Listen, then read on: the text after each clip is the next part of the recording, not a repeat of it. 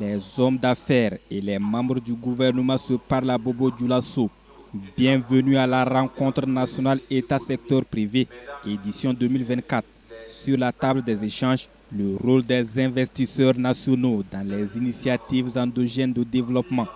Le Premier ministre a invité le secteur privé à investir dans la transformation réelle de nos matières premières locales, à investir dans des unités qui permettent donc de faire de la production, qui permettent donc de créer de l'emploi et qui permettent au Burkina Faso d'engager des pas significatifs donc dans le développement économique et la construction d'une nation économiquement souveraine et prospère.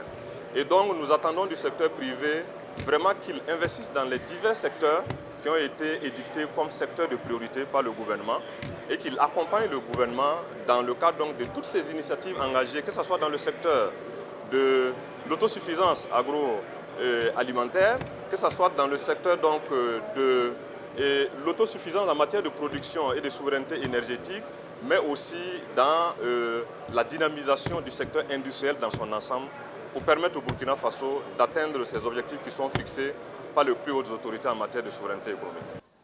Pour les acteurs du monde des affaires, ce cadre d'échange et de concertation est une belle opportunité de poser les questions essentielles du moment.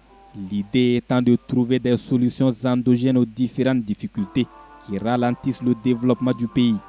Malgré ce contexte, notre économie a montré une résilience significative avec le retour de croissance économique qui s'est terminé à 5,5% en 2024, après 3,6% en 2023, avec des perspectives de croissance pour 2025 à 6%. Ces chiffres témoignent non seulement de la résilience des emplois économiques et de notre peuple dans son ensemble, mais aussi et surtout de la pertinence des mesures fortes prises par le gouvernement sous le leadership de son excellence le capitaine Ibrahim Traoré pour redresser l'économie nationale. Pour une prospérité des affaires au Burkina Faso, il faut la paix. C'est pourquoi tous ici formulent le vœu que le pays retrouve sa stabilité d'antan. Et pour ce faire, il sollicite la participation de tous les fils et filles du pays.